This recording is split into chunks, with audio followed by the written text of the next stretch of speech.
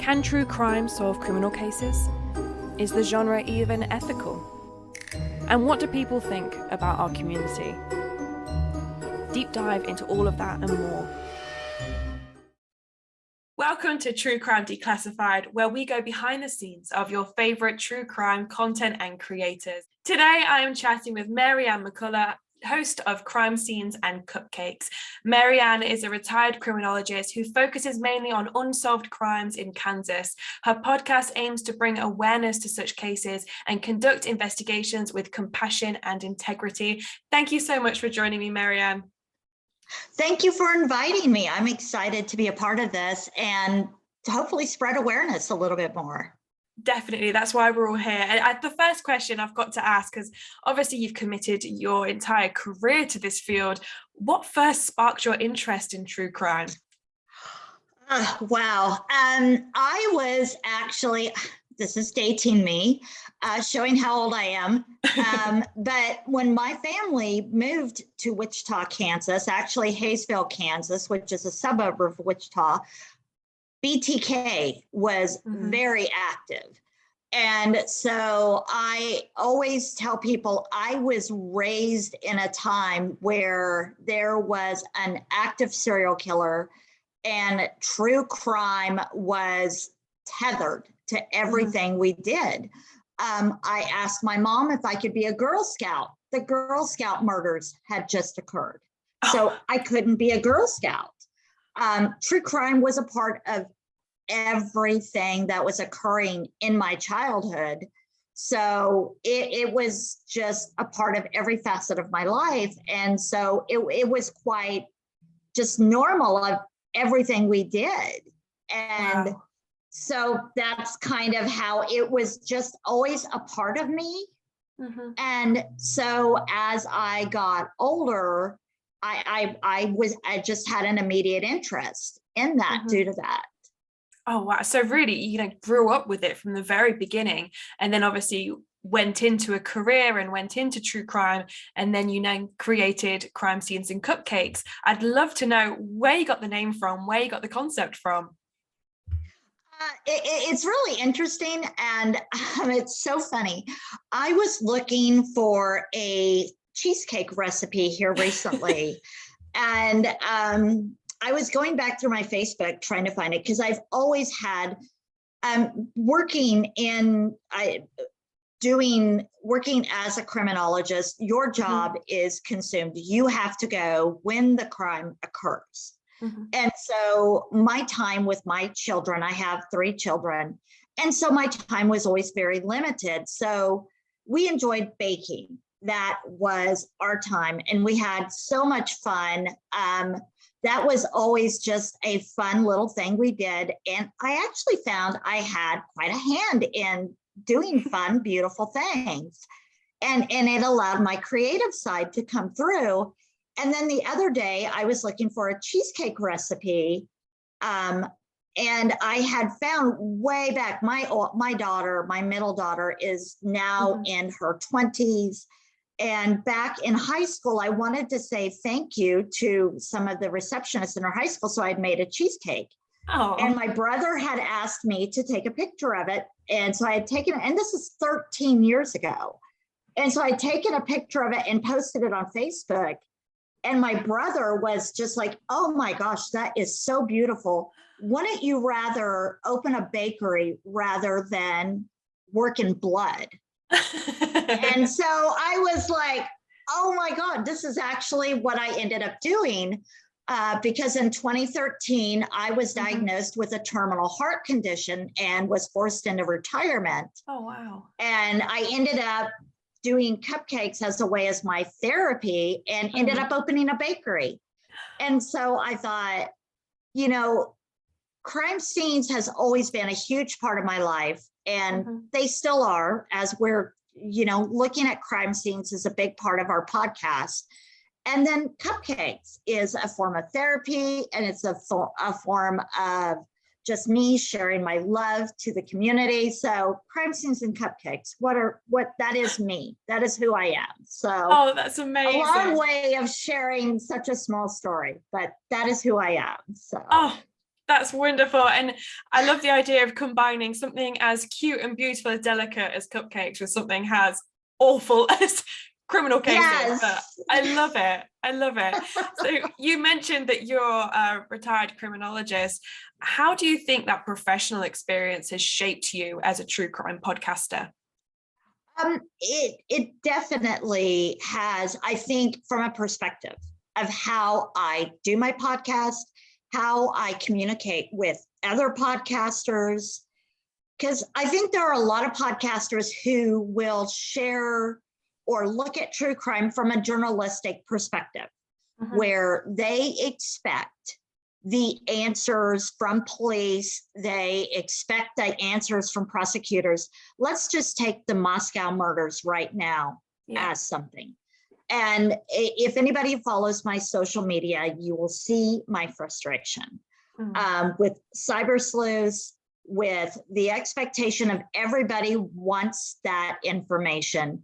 And as a previous law enforcement individual, I know how damaging it is to a case to release any information too soon and too early, or even talking about it, because a defense attorney can take, these outside interests. It happened in so many cases. It happened in the Scott Peterson case, where the defense attorney tried to show the society's morbid curiosity and tried to say, well, see, that's why you guys are crucifying him. Oh, wow. And so when that happens, it gives the defense attorneys a leg up. And so when I tell these cases, it is strictly from a way of, first of all, from the victim's story. It is about the victim and sharing their story. And of course, as a cold case, I only want to share what law enforcement needs out there, because if we try to cross those lines, we can taint a case. And the minute we taint that case, we have possibly lost that case for a prosecutor, and we have ruined that family to get justice. And ultimately, justice is what we are looking for as a true crime community. It's so interesting that you sit in that gap between true crime and law enforcement and the criminal justice system, and the sort of perspective it's given you. From that perspective, does it concern you the amount that true crime can impede on criminal justice cases? It absolutely has, and it has become more concerning lately. It was concerning before, but since the Moscow murders, I have gotten to a point, and I work with a group called uncovered.com. And we had a recent meeting where we were discussing this, where I was trying to find a way of what we and I don't mean this in a negative way, but as podcasters who don't do this, and what I call the forces of good, the good voices of podcasting, what we can do to make a difference. Are there laws that need to be in place? And as I was talking to those from the younger generation, they were like, well, community policing is where it needs to come from. And it's like, okay, let's get behind this. So I think we as podcasters, we do have that, it's our job. If we are a true crime podcaster, and we do see this as our calling, it is our job then to also look at these podcasters who are not doing it the correct way and who are impeding cases, and call them out. And not personally, because then we're doing the same thing they're doing, but we just say, this is not right. And we make sure that we say we've seen it and we don't agree with it. Because I will tell you, from somebody who has been on both sides, law enforcement does see those podcasts. Oh, really? They do take note of those podcasts, and it makes a determination as to whether or not they decide to work with media. In cold cases, it decides whether or not they decide to work with podcasters. it creates a trend within law enforcement, federal or local or county. Wow. So if we don't speak out, it will create a trend and standard operating procedure of what happens within law enforcement. So it is our job as podcasters to speak out, because if we don't, it will become an SOP to not talk to podcasters. And after the Moscow borders, I will tell you, it became an SOP to not talk to anybody now or share any information because of what happened. Oh, I don't think people realize that at all, that I think when you put stuff out on the internet or you release a new podcast episode, it can almost feel like you're shouting into the void and that no one really listens to it and no one comes across it. So it's so interesting to hear that law enforcement are aware of this content and it determines whether they actually talk to the media. Yeah, if these podcasters think law enforcement, prosecutors are not listening, they are so wrong. Wow. They are so misguided. If they think, oh, I have a small audience and nobody is listening, they really, investigators are so much smarter than society is giving them credit for. And I am not just saying this because of where I have been. I am saying this from true experience. And they may not listen to a whole podcast, they may not, but they're out there, they're watching, and they are aware. And it becomes, I can tell you from our Kansas Department of Corrections, they had a recent deck come out for cold cases. And me, with my background, I was like, oh my gosh, this is so awesome. I want to talk about it. Yeah. And the response back was, after what has happened due to recent podcasting and their ethics, we are not going to talk to you. Oh, wow. So you were shunned. You were absolutely not. I was shunned. Even though if you listen to my podcast, there is nothing exploitive. There is nothing, but due to the trend. And I totally understand. And my response was, I get it. I completely understand, and my heart is broken. I will share this information and I will do this because it's important to the state of Kansas. But because of this, you guys have created a brick wall with me being able to share something that was positive to my community. Yeah. So True that's crime why really we have to feeds speak out.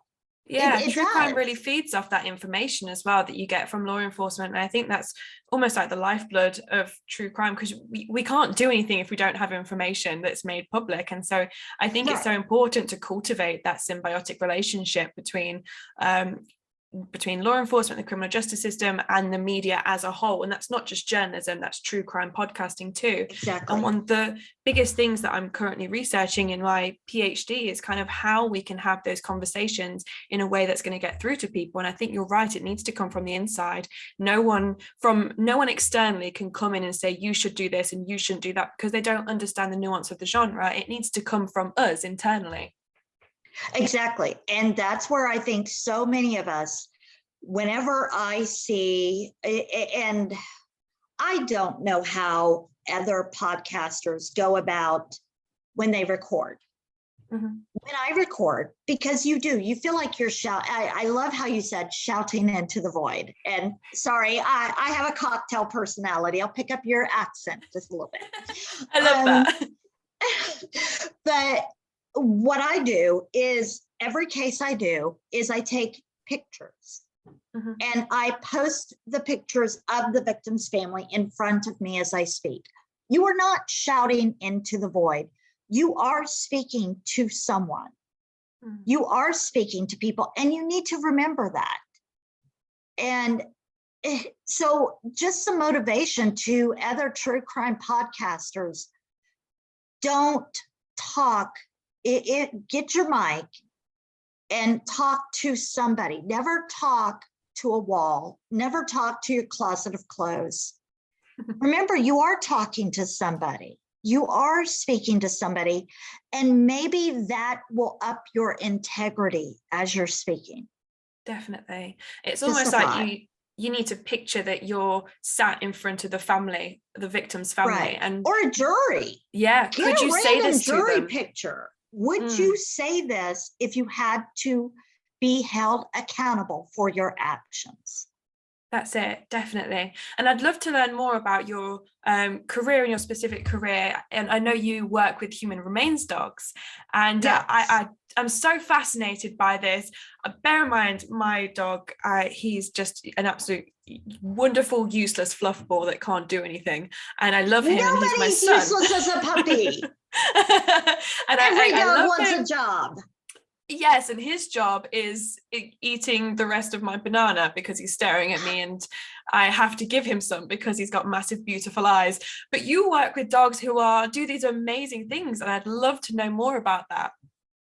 Yes, I love dogs. I've been in the criminology career for 20 years, but I've only done cadaver dogs for 12 years. Mm-hmm. There is an amazing man by the name of Arpad Voss, and I was hooked.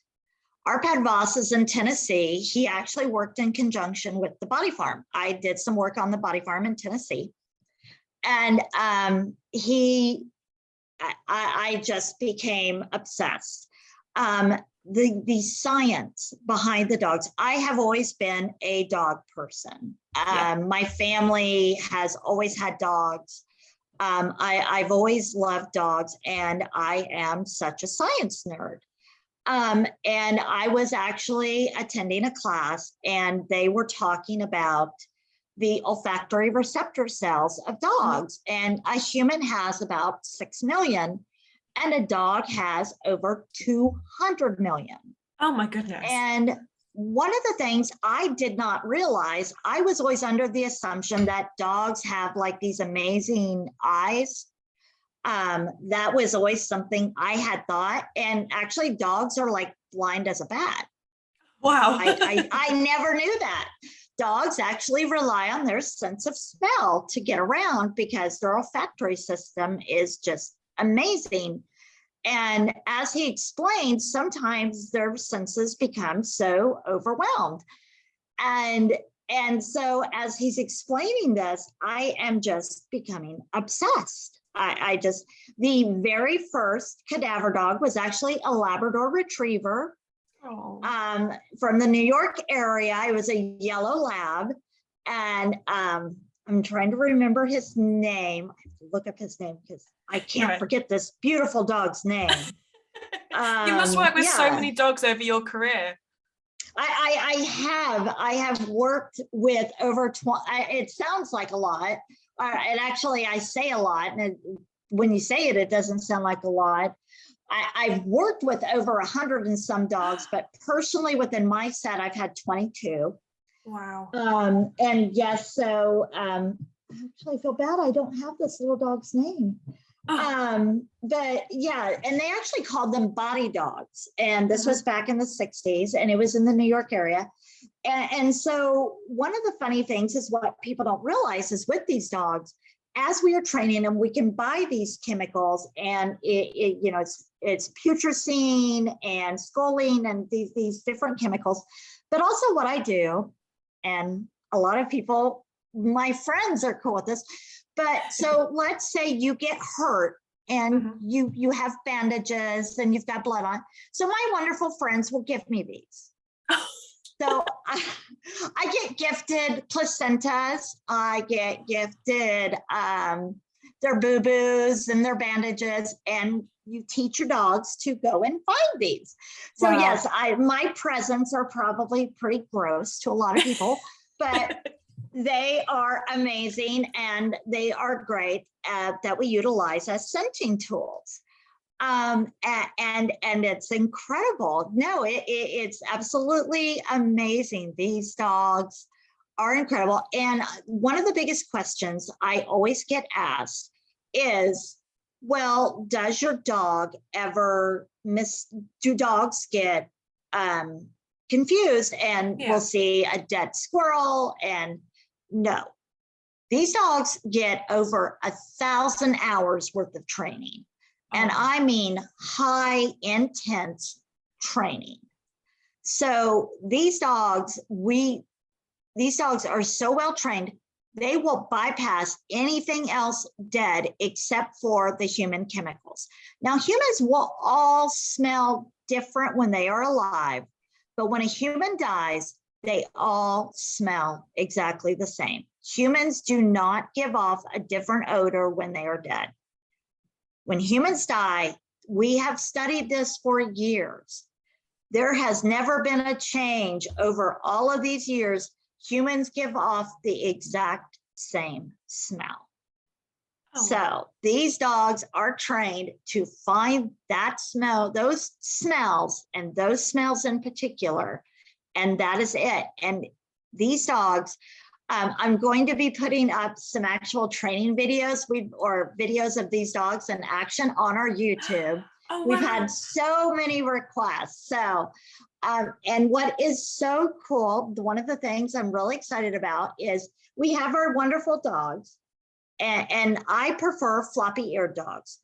Floppy-eared dogs with the floppy ears, what we call the dewlaps, those types of dogs actually are able to find a scent better than what we call the pointy-eared dogs. Floppy-eared dogs with their dewlaps, the dewlaps actually push the scent forward towards the ORCs, or the olfactory receptor cells. So I know this is going to be on a podcast, you won't be able to see, but the smell is pushed forward. I've got a wonderful visual right now. Those type of dogs will be able to actually pick up a smell better than pointy-eared dogs. And actually, when we insure because we have to insure these dogs, and it's cheaper to insure a floppy-eared dog versus a pointy-eared dog. So our little story. I know a lot of people, and it kind of became a thing because German Shepherds and Belgian Malinois are awesome narcotic dogs. Number one, they are stealthy, they are intimidating, they are great that way, awesome. But I don't think they are, personally, they're the best cadaver dogs. They only have about 200 to 250 ORCs, and they don't have the dewlaps. They're a little too high strung for me. I love our Labrador retrievers. We have a great one named Augie. He is just, little Augie he's yellow lab, yellow British lab, just amazing. He's a finder.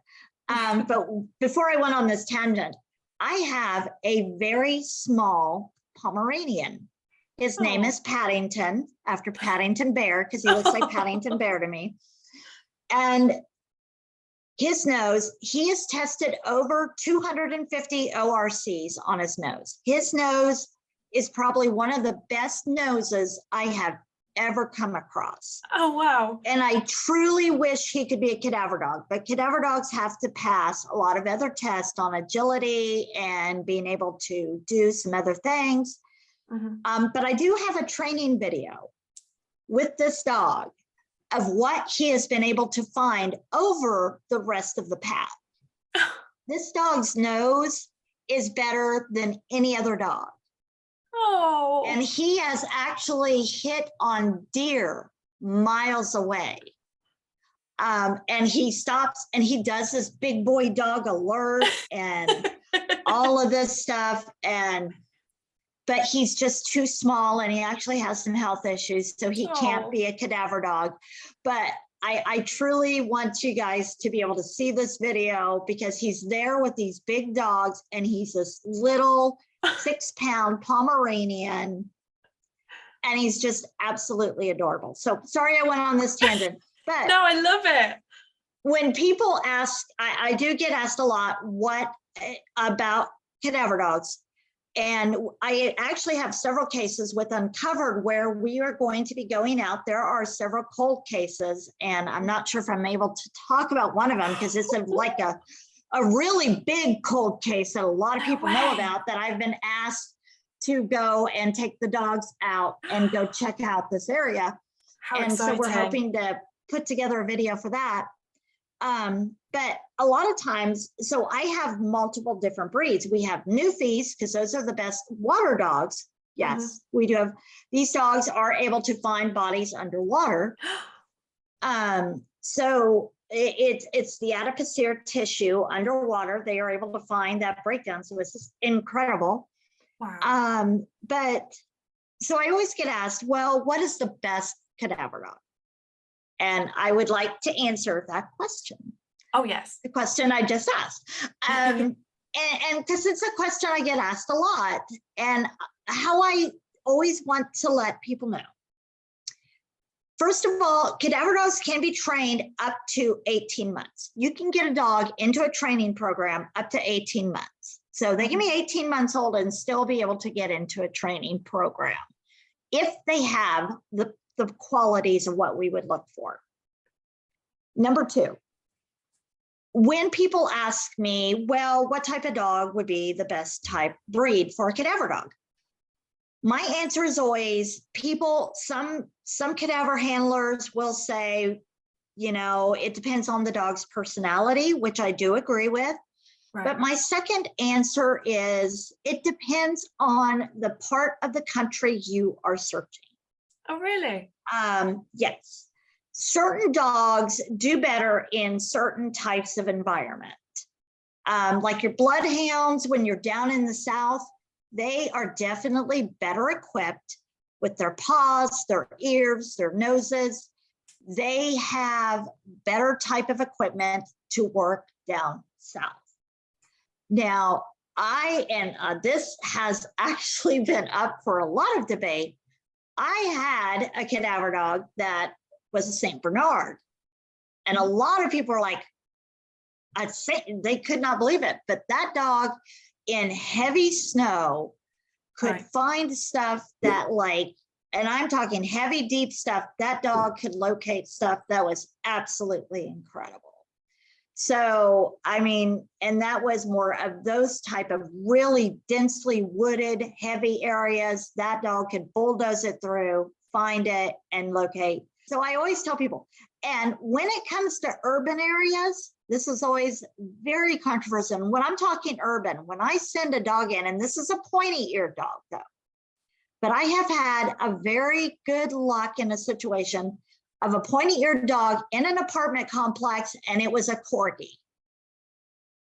So, no way. Yeah. So it all depends. You never know. You train them if they've got the personality, you work with them, and you unleash them and see what you got.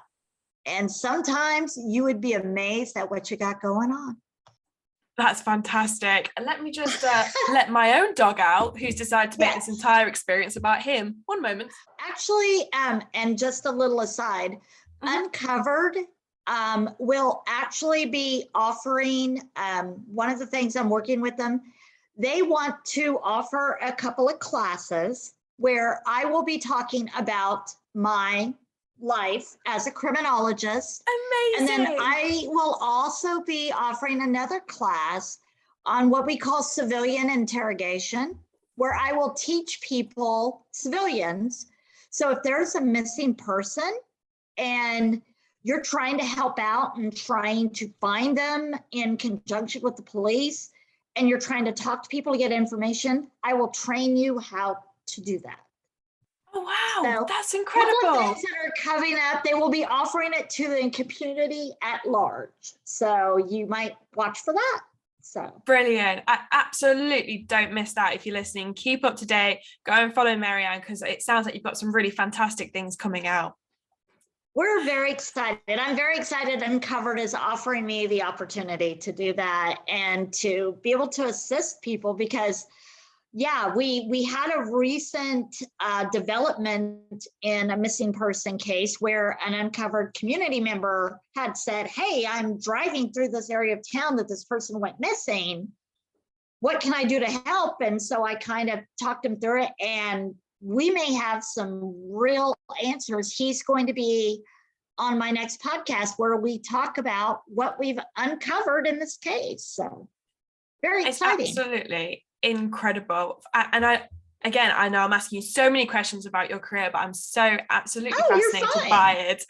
I would love to know, throughout obviously your experience in, criminal justice and investigating, is there a particular criminal case that's really stuck with you? And if so, why do you think that is?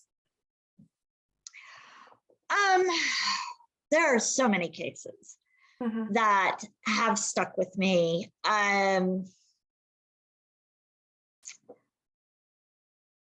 That's hard. The main one that obviously just really just every day wakes up with me, goes to bed with me, is the murder of my friend, Krista Martin, who is an unsolved case. She was murdered on October 1st, 1989. Her case continues to go unsolved. That is a case that haunts me every day, not just because it's an unsolved case, but also because it just feels like the community here in Wichita, when it comes to unsolved cases, our local police department, there is very little information on any unsolved case here in our community. And it's something, we have a new chief of police, and it's something I'm very actively wanting to change. Yeah, definitely. And firstly, incredibly sorry to hear about your friend. That must be such, and continue to be such, a complex and difficult thing for you to experience. Do you find that you feel a certain responsibility to the case because of your experience in sort of investigating in criminal justice? Absolutely. I feel one of the reasons I have several reasons. Krista and I were really good friends, and I had a very difficult relationship with my family. Krista and I lived right next door. We had a very close friendship. And then one day I had been fed up with my family, and I walked out the door. I walked out the door with nothing. And at that time, because there weren't cell phones or anything, I was essentially homeless at that point. And I lost all contact with Krista, and she was murdered shortly after that.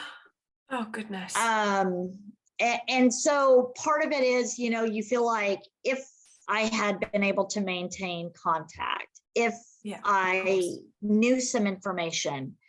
I mean, it was a few years after that, but it was just, one of those, I mean, that happened in 1988. She was murdered in 1989. So a year after that.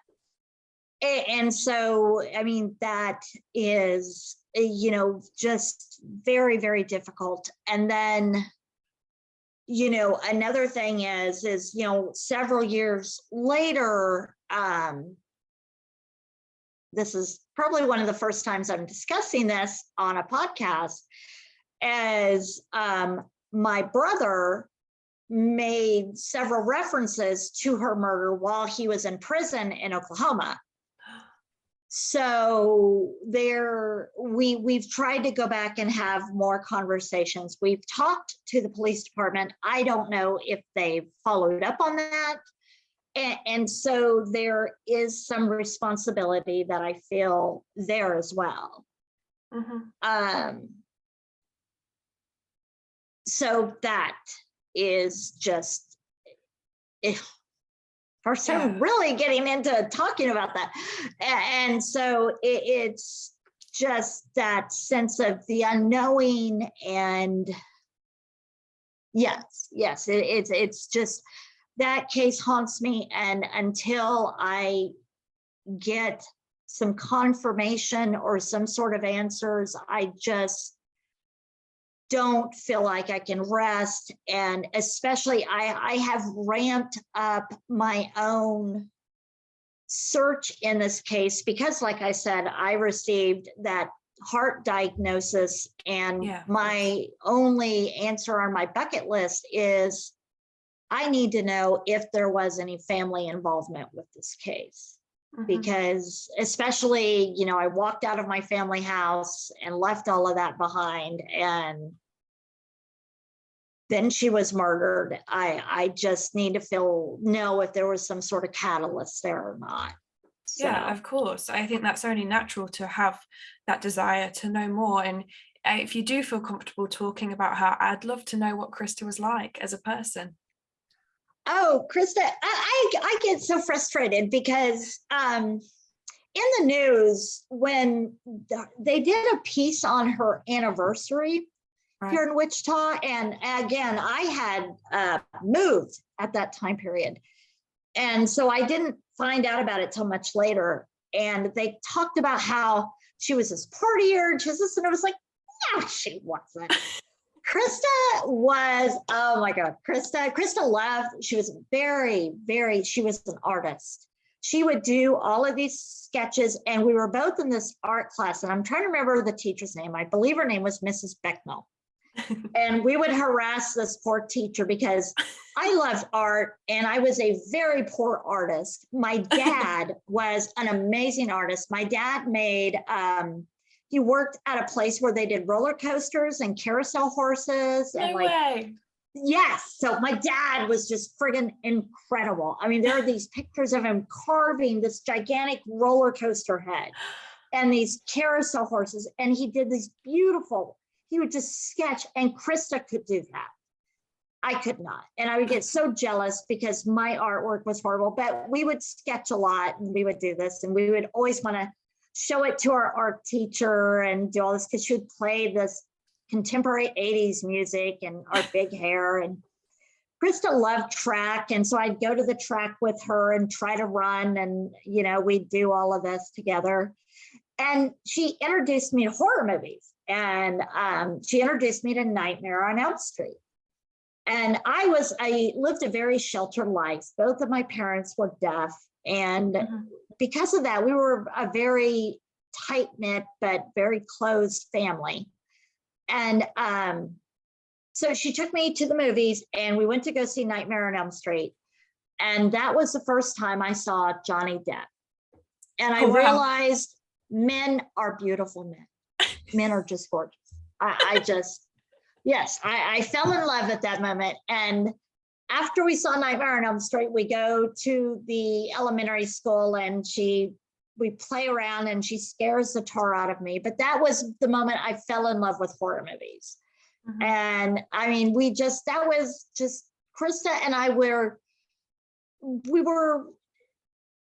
I wasn't especially close to my sisters, but she was like my sister. And we roughhouse, we played, we were like kids even in high school. I mean, we wrestled and we played, and we were like tomboys. And I mean, we weren't the typical girls. And her sister was a very beautiful cheerleader-esque, perfect girl. And we were the nerds who liked horror movies, and we were very geeky and very introverted. I mean, we were very quiet, so people didn't remember us. We were the skinny, quiet, nerdy people. And, you know, that's kind of, you know, she loved her Siamese cats. And she was just, Siamese cats. Oh my God, her and her cats. Her world revolved around her cats.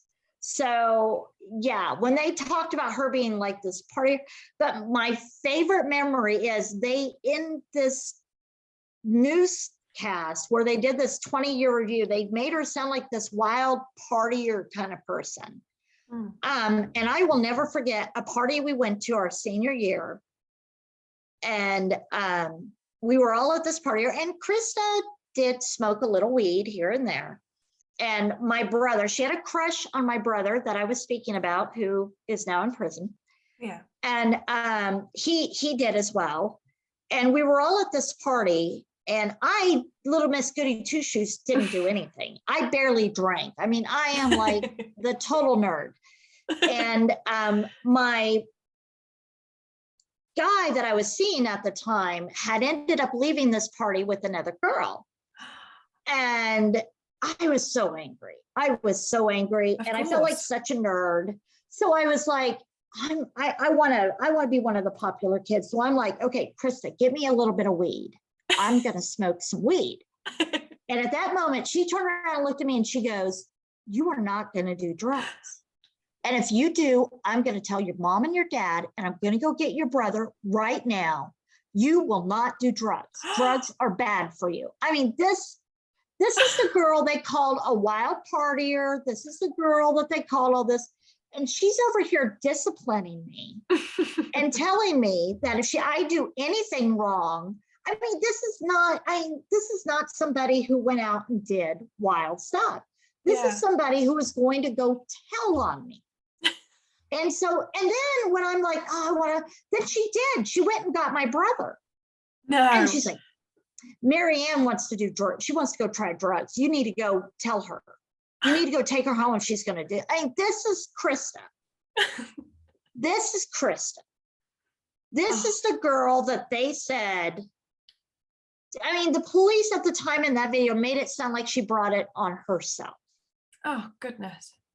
And that's what just incited me to anger. It was like, are you kidding? Yes, she was at a bar that Saturday night. They ended up finding her early on a Monday morning. She was sexually assaulted. She had blunt force trauma to the head. Her door was open. So to me, it sounds like this is somebody she knew. Yeah. This does not sound like so it just frustrated. And 2 weeks prior to that, she had been in a domestic violence situation with 2 men. Oh, goodness. So this to me does not sound like a girl who was out looking for trouble, as the police tried to play it off as. And so I have been in a battle with the police department because this to me sounds like a girl who was in a domestic violence situation. It sounds to me like somebody who was trying to fend off advances from an attacker, and this is what happened. So just because she smoked a little bit of weed does not a party girl make.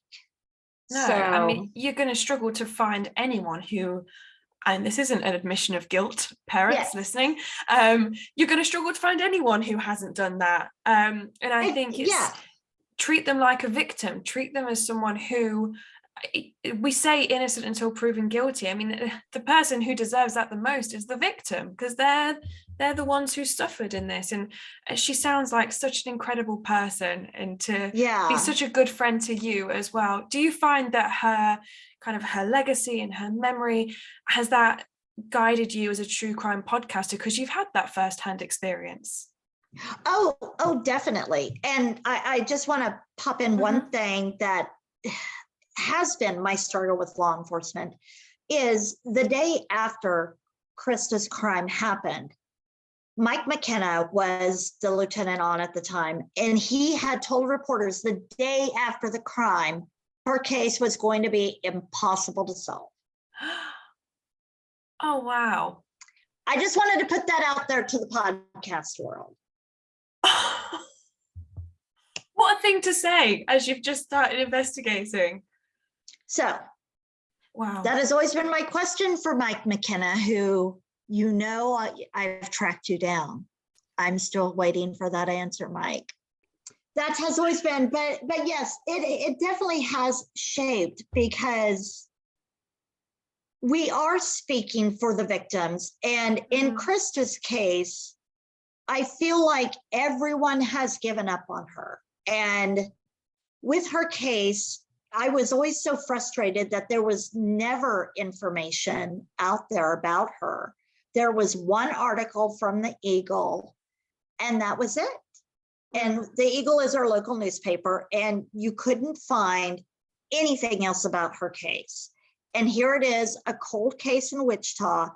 And so her legacy is, for me, that any case needs a voice. Any case needs, that victim deserves to have their name uttered again and again and again until justice is found. And even one little piece of information is something.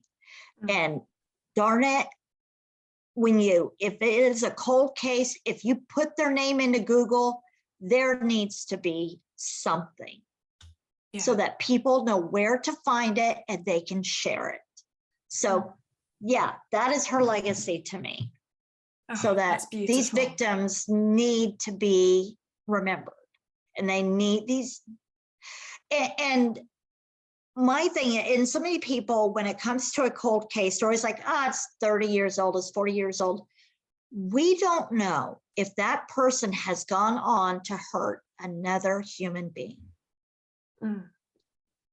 That needs to always be first in our mind, no matter how old they are. I mean, we have the case that I covered here recently about Mary Robin Walters, and investigation discovery.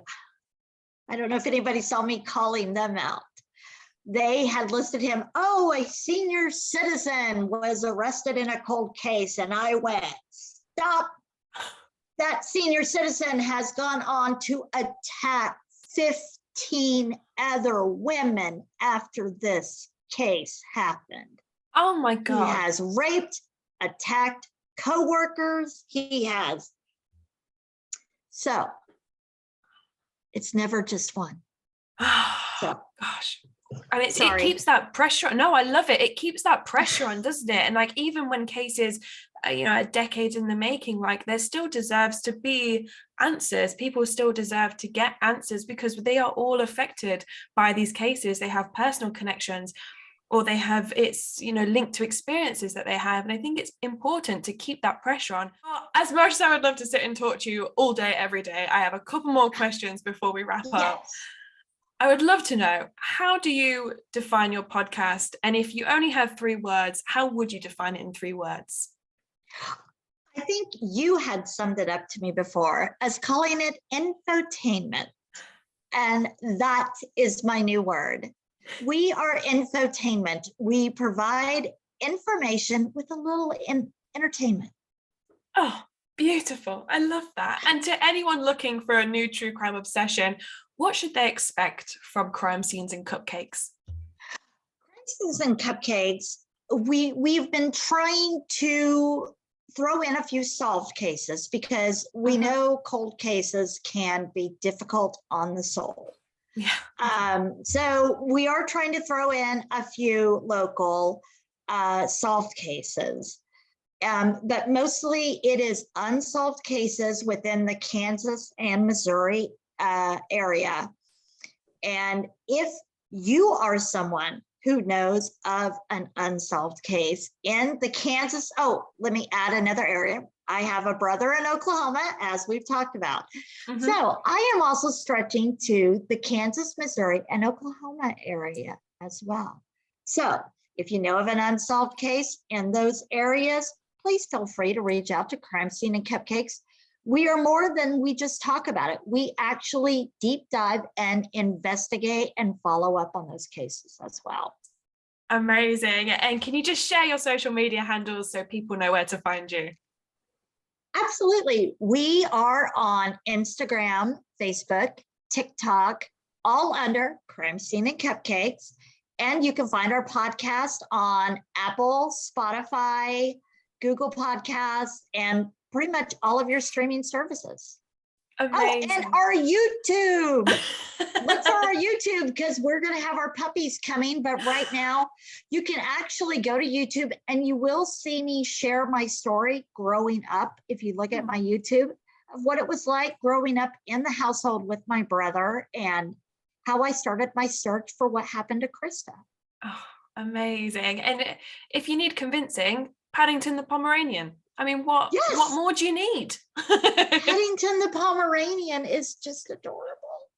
Oh, and it's Hoppy's birthday. So my other corgi. So my therapy corgi. So. Oh, lovely. Well, I have a little birthday tribute to her, and where we show she is actually my therapy corgi for my defibrillator.